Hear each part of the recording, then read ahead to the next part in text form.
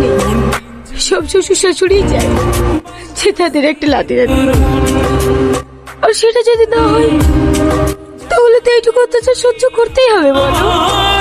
তাই বলে এইভাবে অত্যাচার করবে?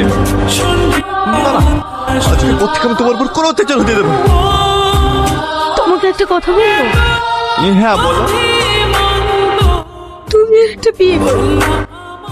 তুমি পাগল হয়ে গেছো নাকি? এইসব তুমি কি বলছো? ইয়ে আমি ঠিকই বলছি, ওর যদি একটা বাচ্চা হয় তাহলে তোমার আব্বা মার আশা পূর্ণ হবে। আর তোমাকে আব্বা বলে ডাকছে। আমার বাপ ডাক শোনার কোনো দরকার নেই। আমি তোমাকে ভালোবাসি, তুমি থাকলে আমার হয়ে যাবে। তাড়াতাড়ি রেডি হইলাম, এক জায়গায় যেতে হবে। কোথায় যাবা? একটা ভালো ডাক্তারের সন্ধান পেয়েছি, ওখানে তোমাকে নিয়ে